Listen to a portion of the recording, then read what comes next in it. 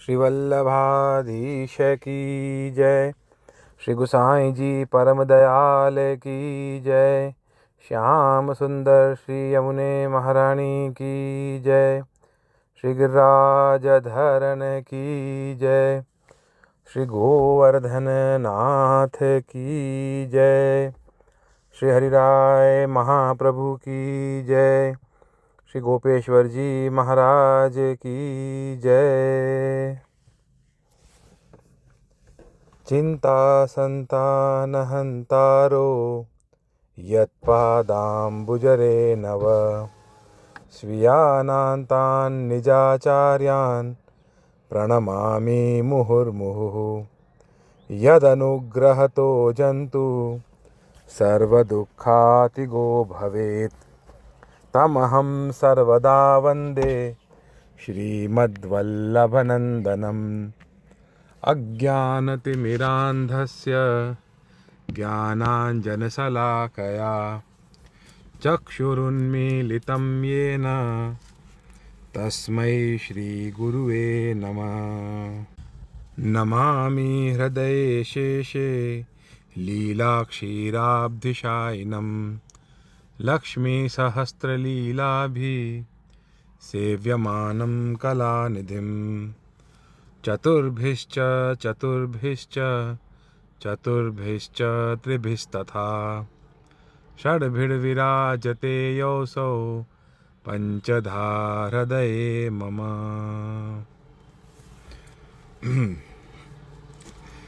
बड़े शिक्षा पत्र दूसरा शिक्षा पत्र हमने कल से शुरू कर दिया था और कल हमने पहला श्लोक पढ़ा था जिस श्लोक में हमें श्री हरिराय जी ये आज्ञा कर रहे हैं कि जो यशोदोत्संग लालित जो ठाकुर जी श्री यशोदा जी के उत्संग में यानी यशोदा जी के गोदी में विराज रहे हैं वो ठाकुर जी को ही अपने पुष्टि मार्ग में सेव्य किया जाते हैं। वही ठाकुर जी जो हैं वो अपने पुष्टि मार्ग में सेव्य हैं।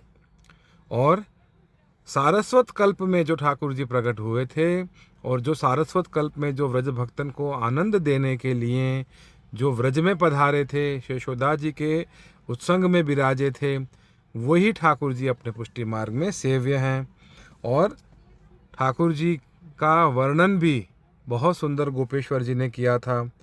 क्या क्या वर्णन किया था कि जैसे यशोदा जी जो हैं उनको गोद में ठाकुर जी को बिठा के रखते हैं, बिठा के श्रृंगार कराते हैं, मेवा मिठाई अरोगवाते हैं, है ना। ठाकुर जी की वेणी गूंथते हैं यानी ठाकुर जी की चोटी करते हैं, बालों की चोटी बनाते हैं, है ना। और चंद्रावली जी पधारते हैं, वो भी बाल भाव से चोटी गूंथते हैं। और श्री स्वामिनी जी पधारते हैं, वो भी बाल भाव से गूंथते हैं। तो ऐसा वर्णन श्री गोपेश्वर जी ने ऐसा सुंदर वर्णन ठाकुर जी का किया है, जिस वर्णन को अगर हम स्मरण करेंगे और उसको हमारे मन में अगर हम स्मरण करते करते उनको अपने मन में लाइव देखने का, दर्शन करने का अगर हम प्रयत्न करेंगे तो आपको वो सुंदर दर्शन जरूर होंगे कि श्री यशोदा जी के गोद में ठाकुर जी विराज रहे हैं और श्री यशोदा जी जो है वो ठाकुर जी की चोटी गूंथ रहे हैं। चंद्रावली जी पधारते हैं, वो भी ठाकुर जी की चोटी गूंथते हैं, है ना। मेवा मिठाई श्री यशोदा जी अरोगवा रहे हैं। तो ऐसे जो है वो ठाकुर जी का वर्णन जो है श्री गोपेश्वर जी ने हमें विवेचन में बताया था। तो ऐसे ही श्री ठाकुर जी जो हैं अपने पुष्टि मार्ग में सेव्य हैं। ये हमने कल वाले श्लोक में पढ़ा था। आज हम पढ़ेंगे शिक्षा पत्र दूसरे का श्लोक दूसरा। मूलम मुक्ता फलावली भाल प्रांत कर्ण विभूषितः कस्तूरी का तिलकयुग भाल भूषाति सुंदरः। शब्दार्थ श्री हरिराय जी आज्ञा कर रहे हैं कि मोतिन की माला सो भाल मध्यते कर्ण ताई सुशोभित है, कस्तूरी के तिलक युक्त भाल के भूषण की शोभा सो अति सुंदर है। श्री गोपेश्वर जी हमें विवेचन में क्या आज्ञा कर रहे हैं कि मुक्ताफल की लर भाल से दो कर्णताई बंदी धरे है। भाल मतलब जहाँ पे हम तिलक करते हैं, जो कपाल होता है उसको भाल कहा जाता है। तो मुक्ताफल की लड़, जो लड़ जो ठाकुर जी के श्री मस्तक पे है, वो ठाकुर जी के कपाल से लेके कर्ण तक बंदी धरे है। सो मानो श्याम मेघ के दो बख की पंक्ति परम शोभा देत है। सुंदर कस्तूरी को तिलक भाल पर विराजित है। श्रृंगार रसात्मक श्री ठाकुर जी के भाल पर स्वतः सिद्ध सर्वकाल में कस्तूरी को तिलक है। ताते श्री चंद्रावली जी आप अपने भाव संबंधी श्री ठाकुर जी को कस्तूरी को तिलक कियो है, और मुख्य स्वामिनी जी अपने भाव रूप सुवर्ण को भूषण भाल पर धराए हैं। या भांति सगरे आभूषण भावात्मक हैं। यहाँ पे श्री गोपेश्वर जी हमें विवेचन में ये आज्ञा कर रहे हैं कि ठाकुर जी के भाल पर जो कस्तूरी का तिलक शोभायमान है वो श्री चंद्रावली जी के भाव से विराजे है, और जो ठाकुर जी के भाल पे स्वर्ण का भूषण जो है, जो स्वर्ण के श्रृंगार जो धराए हैं, वो श्री मुख्य स्वामिनी जी के भाव से वो श्रृंगार धराए गए हैं। तो ये आभूषण के जितने भी ठाकुर जी के श्रृंगार हैं, उन सारे श्रृंगार भी, वो सारे श्रृंगार भी भावात्मक हैं। ठाकुर जी की एक एक वस्तु भावात्मक है। ठाकुर जी के एक एक श्रृंगार, एक एक सामग्री, ये हर चीज़ भावात्मक है। तो जो पिछले वाले हमने शिक्षा पत्र में भी पढ़ा था कि सब सामग्री में हमें ठाकुर जी की सारी सामग्री में शुद्ध भाव रखना चाहिए। तो ऐसे यहाँ पे भी गोपेश्वर जी हमें ये आज्ञा कर रहे हैं कि जो ठाकुर जी के श्री मस्तक पे कस्तूरी का तिलक है, वो भी नित्य ठाकुर जी के श्री मस्तक पे वो स्वतः सिद्ध है। यानी हम तो तिलक अपने हाथ से करते हैं, तब हमारे तिलक कपाल पे होता है। ठाकुर जी को तो वो तिलक स्वतः अपने आप ही सिद्ध उनके ठाकुर जी के श्री मस्तक पे विराजमान है ना। तो वो ठाकुर जी के कपाल पे, भाल पे वो तिलक जो है वो हमेशा से होता ही है, और वो कस्तूरी का तिलक जो है वो चंद्रावली जी के भाव से माना जाता है। और स्वर्ण के आभूषण जो हैं, जो भाल पे हैं, भाल यानी कपाल, वो जो है वो आभूषण मुख्य से स्वामिनी जी के भाव से जाना जाता है। तो आज दूसरे श्लोक में ये हमें हरिराय जी और गोपेश्वर जी आज्ञा कर रहे हैं। श्री हरिराय महाप्रभु की जय। श्री गोपेश्वर जी महाराज की जय। 84 वैष्णवन की वार्ता, और 84 वैष्णवन की वार्ता में पद्मनाभ दास कनौजिया ब्राह्मण की वार्ता चल रही है। तो पद्मनाभ दास जी की वार्ता में हमने कल क्या पढ़ा था? पद्मनाभ दास जी की वार्ता में हमने पढ़ा था कि पद्मनाभ दास जी की बेटी की जो सगाई की, वो पद्मनाभ दास जी ने, वो सबको पूछते थे कि कोई वैष्णव, अच्छा सा वैष्णव का लड़का हो तो उसके साथ महाप्रभु जी का सेवक हो, तो ऐसे सेवक के साथ उनकी बेटी की उनको रिश्ता करना था। तो किसी ने बताया कि भाई किसी के यहाँ वो लड़का वैष्णव है और अच्छा लड़का है। तो उन्होंने, उनका जो वो था, जाति थी, वो सनोडिया ब्राह्मण थे, और पद्मनाभ दास जी और ये लोग जो हैं कनौजिया ब्राह्मण थे। तो उन्होंने ये तो सब कुछ देखा नहीं, बस वैष्णव जाना और सगाई कर दी। तो फिर उसकी लड़की ने कहा पद्मनाभ दास जी की कि भाई आपने तो ये गलत कर दिया, हम लोग तो कनौजिया ब्राह्मण है, आपने सनाडिया ब्राह्मण में वो कर दिया, सगाई कर दी।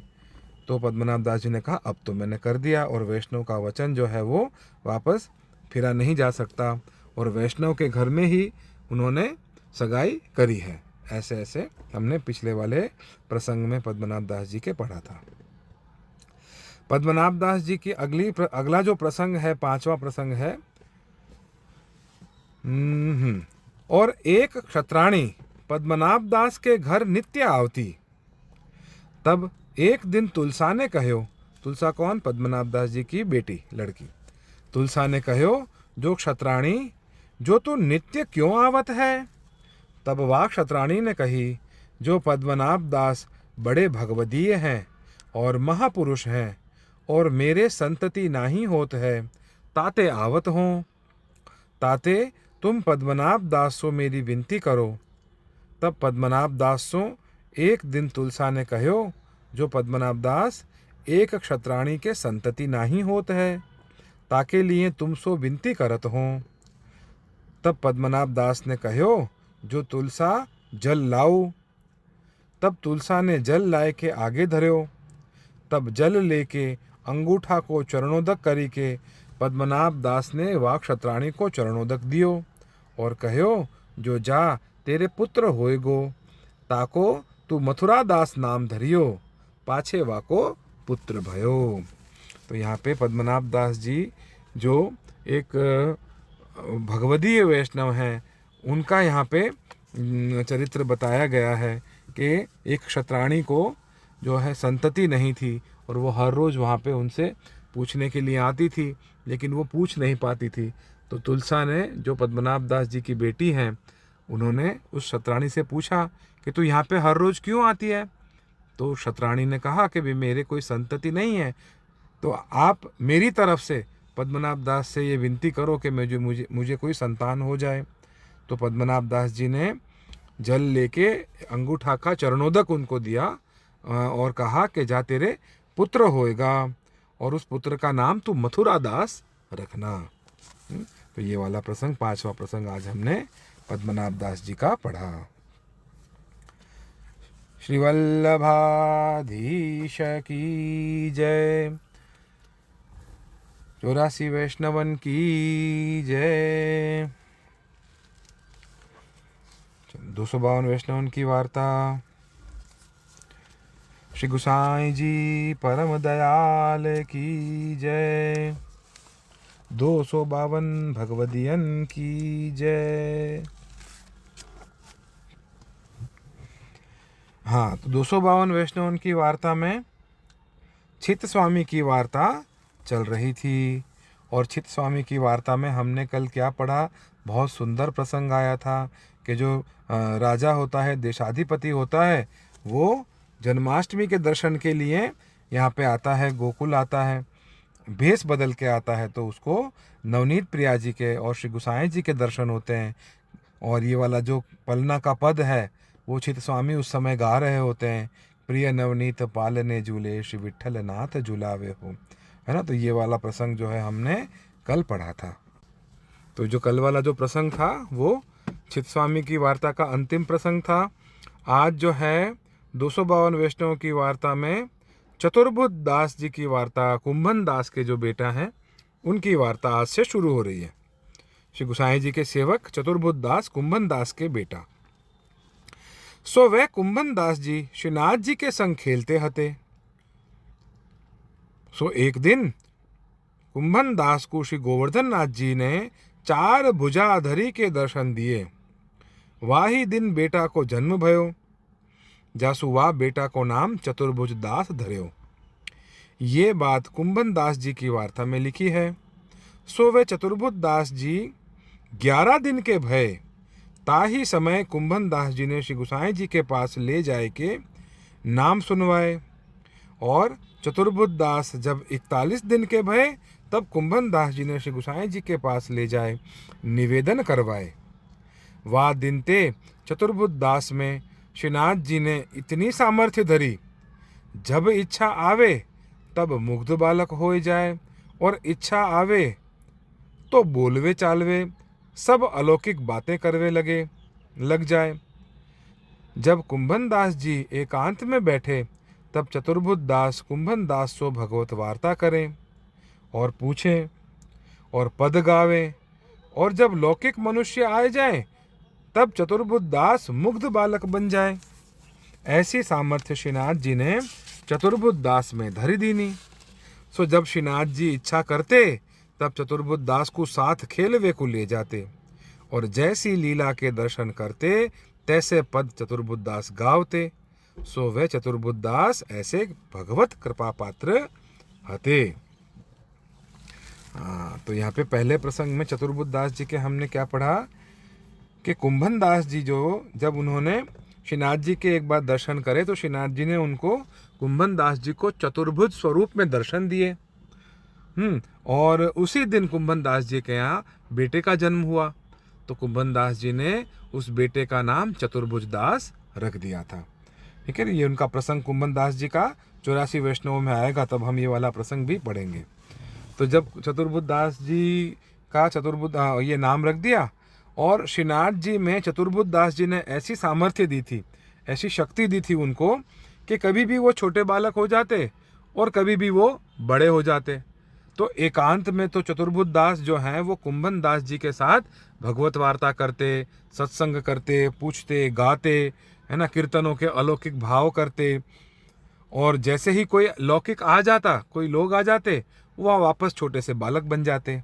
तो ऐसा सामर्थ्य श्रीनाथ जी ने चतुर्भुज दास को दिया हुआ था।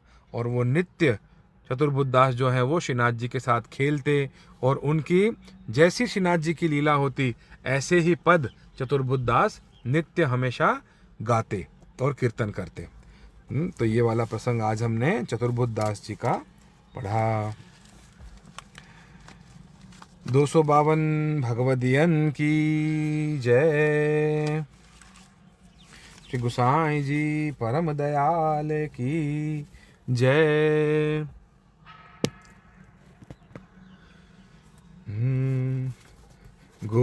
गोवर्धन की रहिए तरेटी, श्री गोवर्धन